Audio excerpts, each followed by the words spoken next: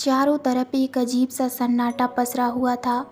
मैंने अर्चना को फ़ोन पर बता दिया था कि मैं आज जल्दी लौटूंगा, फिर भी वह न जाने कहाँ चली गई। मैंने खींचते हुए जूते उतारकर सामने रखे लकड़ी की दराज के अंदर रखा। मैंने इधर उधर देखा, मुझे वो कहीं नज़र नहीं आई, तो हार कर आवाज़ दिया, अर्चना, अर्चना। अरे यार, कहाँ हो? कितनी देर से ढूंढ रहा हूँ। कोई आवाज़ नहीं आई उसकी। मैंने उसके मोबाइल पर भी ट्राई किया, वो बंद था। अब मेरा मन कुछ घबराने लगा था। इस घर में हमें आए हुए करीब 6 माह होने को थे। आज तक ऐसा कभी नहीं हुआ था। वह हर रोज़ तैयार होकर मेरे घर लौटने का इंतज़ार करती बालकनी में मिलती थी। मैंने जल्दी से कपड़े बदले और नीचे आकर गैरेज में, गार्डन में और भी कई जगहों पर देखा, पर वह कहीं नहीं मिली। मैं चिंतित हो उठा। मैं एक डॉक्टर था। मेरी पोस्टिंग पहली बार मुंबई जैसे बड़े शहर के बाहरी इलाके में हुआ था। शहर में रहने पर हॉस्पिटल की दूरी अधिक होने की वजह से मुझे शहर के किनारे एक घर किराए पर लेना पड़ा था। सामने ही एक पुराना सा घर था।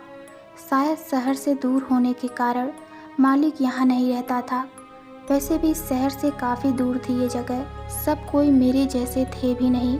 सोचते थे कि शहर से दूर रहने की बजाय शहर से आना जाना क्यों ना हो जाए। अर्चना से हमारी शादी हुई 2 साल हो गए थे। इसी साल हमने गृहस्थी बढ़ाने की सोची थी और अब वह 3 माह की प्रेग्नेंट थी। बहुत खुश थे हम दोनों। अच्छी पत्नी, अच्छा घर, अच्छी नौकरी, किसी को और अब क्या चाहिए। अचानक ही मेरा तबादला इस सुनसान जगह पर हो गई। मेरी नौकरी हुए ज़्यादा दिन नहीं हुए थे, इसी कारण मुझे जाना ही पड़ा। मेरी तकभद्रा टूटी। अचानक ही मुझे कुछ ख्याल आया और हॉस्पिटल का एक दृश्य मेरे आगे पीछे घूमने लगा। डॉक्टर साहब, डॉक्टर साहब, मेरे बेटे को बचा लीजिए। देखिए ना, मेरी बेटी को क्या हो गया है। एक 40 साल की महिला मेरे कैबिन में घुस गई, मेरे पैरों पर गिर पड़ी और दहाड़े मार मार कर रोने लगी। अचानक उसने अपना चेहरा उठाया तो मेरा दिमाग भक्क रह गया। उसकी आंखों की पुतलियों से खून निकल रहे थे। माथे के बीचों बीच खून की एक तेज़ धार बह रही थी। मैं एक डॉक्टर होते हुए भी डर गया। इस वजह से नहीं कि उसके माथे से खून बह रहा था, बल्कि इसलिए कि आखिर क्या हो गया कि वह औरत इतनी चोट खाने के बाद भी अपने बेटे के लिए रोए जा रही है। मैंने उसे उठाते हुए बोला, देखिए, मेरी ड्यूटी का समय पूरा हो गया है। अब दूसरे डॉक्टर उसका इलाज करेंगे, मैं कुछ नहीं कर सकता।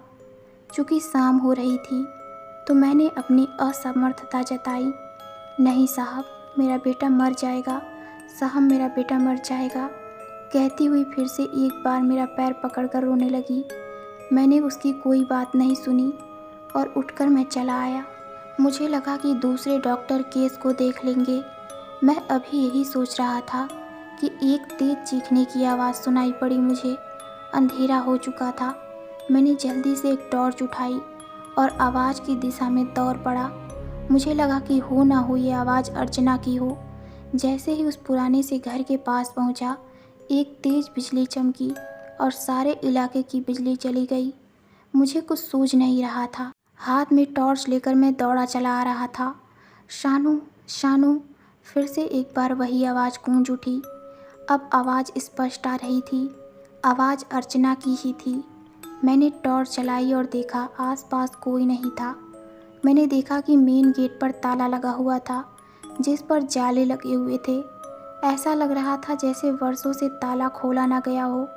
मैंने ताले को उलट पुलट कर देखा। मुझे कुछ भी होश नहीं था। मेरी समझ में नहीं आ रहा था कि क्या किया जाए। मैं गेट को पैरों से लगातार ठोकरें मारे जा रहा था। तभी मेरी नज़र एक टूटे हुए ग्रिल पर पड़ी। ताला तो खुल नहीं रहा था। मैंने ग्रिल को ज़ोर से खींचा। थोड़ी सी जगह बनी तो मैं अंदर आ गया। तेज़ी से दौड़कर जाना चाहा। चारों तरफ अंधेरा छाया था। तभी मेरा पैर किसी चीज़ में फंसा और मैं गिरते हुए एक तरफ लुढ़कता चला गया। मेरे पैरों में चोट लग गई थी। घुटने और हाथों से खून रिसने लगा था।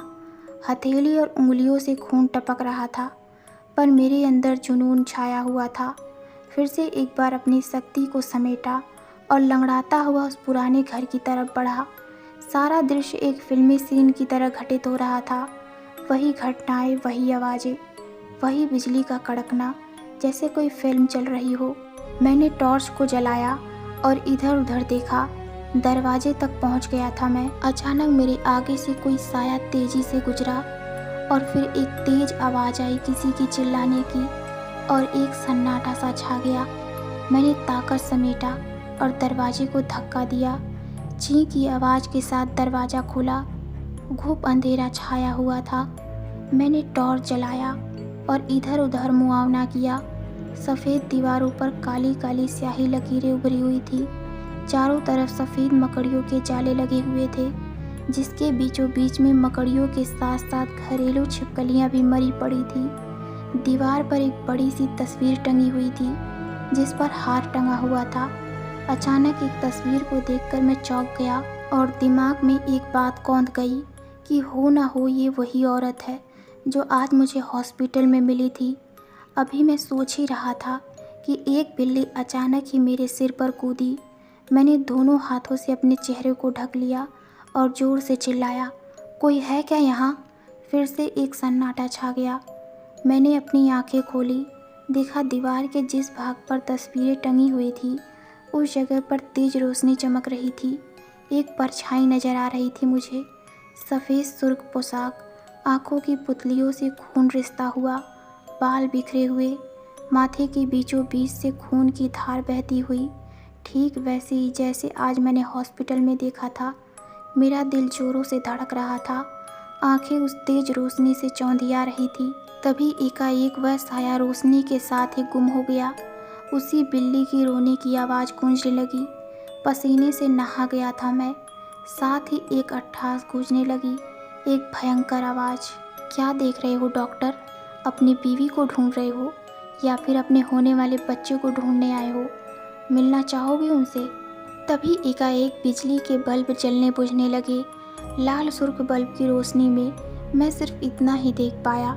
कमरे के बीचों बीच लगे झूमर में एक रस्सी के सहारे लटकी अर्चना अचेत अवस्था में थी। मैं उसे छुड़ाने को जैसे लपका, एक तेज गति से उड़ती हुई चाकू मेरे गले में धंस गई। मेरी चीख निकल गई। एक तेज खून की धार गले से निकल पड़ी। मैंने फिर प्रयास किया। इस बार शीशे की टेबल लैंप पे सिर पर पड़ी। मेरे सिर से खून निकल पड़ा। मैं ज़ोर ज़ोर से चीख पड़ा। बेहोश होकर गिर गया। बल्ब अब तेज गति से जलने बुझने लगी। डॉक्टर, तुमने मेरे बेटे को नहीं बचाया। मेरे बेटे को चोट लगी थी। अगर तुमने सही समय पर इलाज किया होता तो वह बच जाता। फिर से सिक्कियों की आवाज़ उभरने लगी, जो दहाड़ मारकर रोने में बदल गई। बादल बेटे, उठो बेटे, देखो तुम्हारी माँ तुम्हें जगा रही है। उठ जा बेटे, हॉस्पिटल नज़दीक ही है, हम अभी पहुँच जाएंगे बेटे।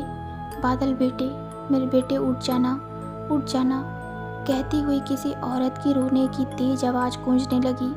फिर रोने की आवाज़ धीमी होती गई और फिर से भयानक अट्ठास में बदल गई। मेरी आंखें खुली तो पाया कि मैं उस घर के बाहर घास पर लेटा हुआ हूँ। मैं सब कुछ समझ चुका था। मेरे माथे और गले से खून रिसकर सारे शरीर में फैल गया था।